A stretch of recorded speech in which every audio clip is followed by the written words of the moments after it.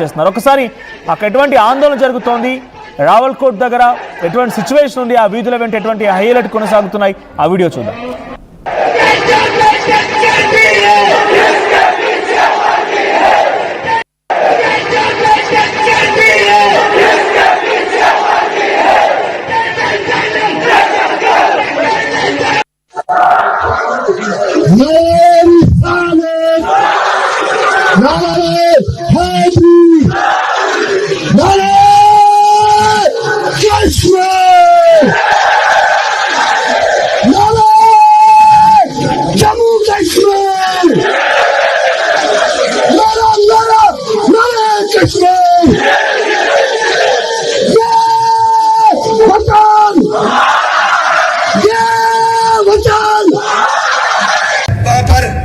Line पे 0 point पे तितली नोट हमारी खवातीन और हमारे बच्चे वहां धरना दे के बैठे हुए हैं।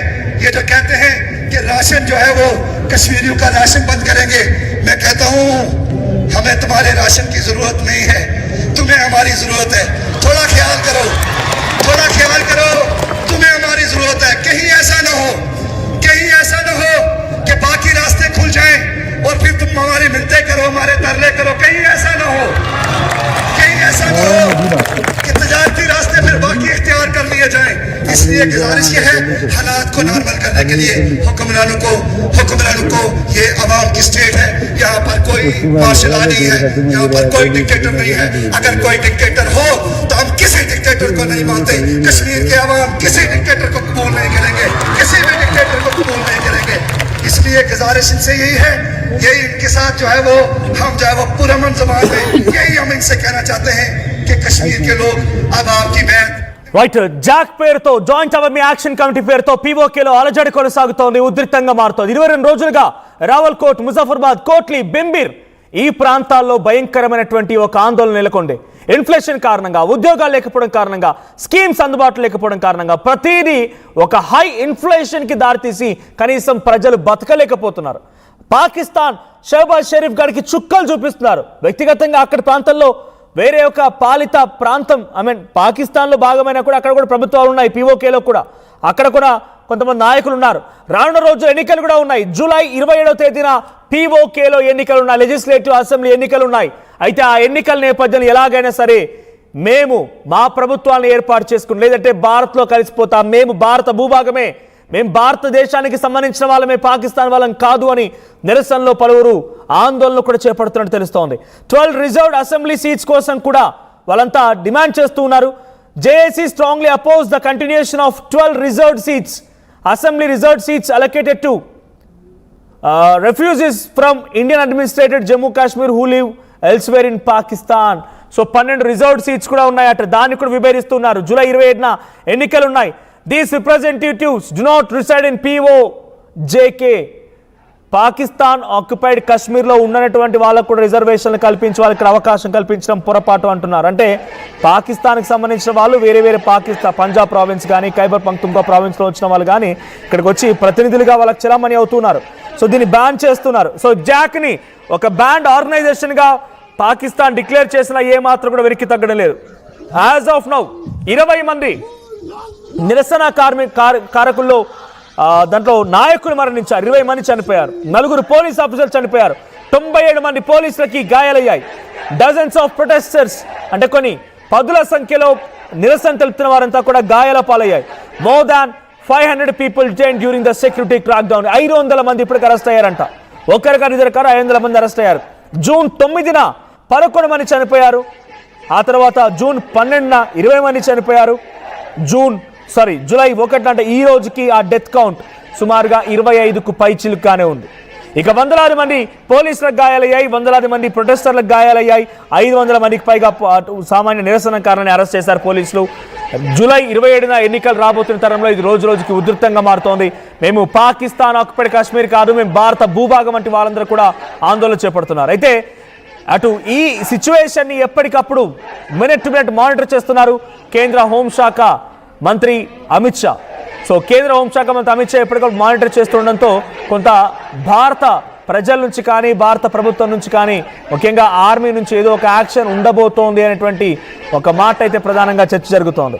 పీఓకేని ఎప్పటికైనా మన భారత్లో పూర్తి స్థాయిలో విలీనం చేసుకోవాలనేది భారత ప్రభుత్వాలు, భారత ప్రజలు ఆకాంక్షిస్తున్న మాట.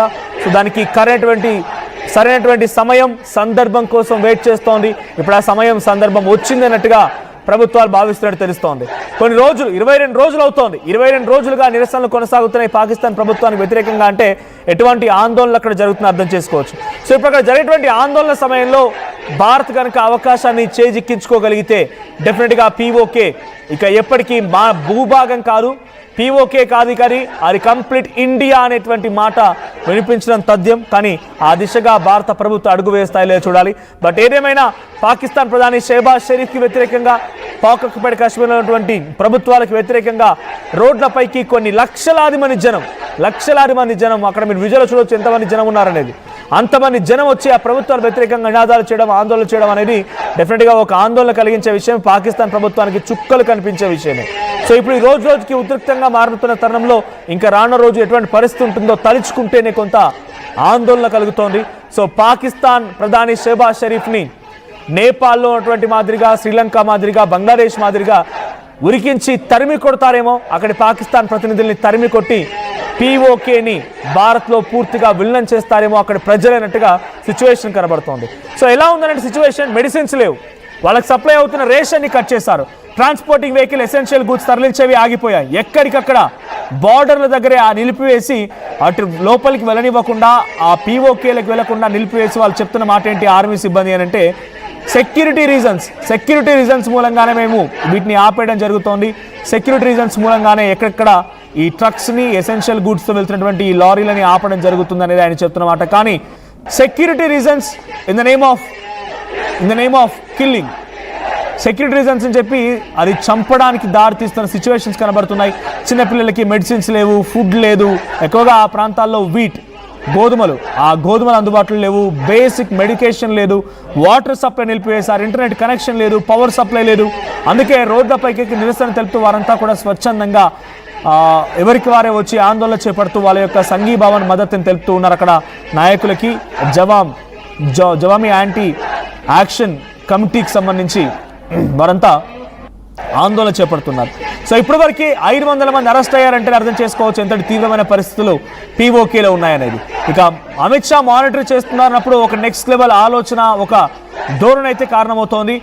అమిత్ షా ఆలోచిస్తున్నారన్నప్పుడు డెఫినెట్గా ఒక బిగ్గెస్ట్ ఒక సెన్సేషన్ న్యూస్ త్వరలో రాబోతోంది అనేటువంటి సంకేతాలు, చర్చలు జరుగుతున్నాయి. మరి నిజంగానే పీఓకేని కంప్లీట్గా భారత సమయం వచ్చింది కాబట్టి, సమయం ఆసన్నమైనట్టుగా భావించి ఇప్పుడు దాన్ని పూర్తిగా తమలో భాగం చేసుకుంటారా, ఇదంతా ఇండియా అన్నట్టుగా చెప్పబోతున్నారా, ఏం జరిగిద్దో చూడాలి.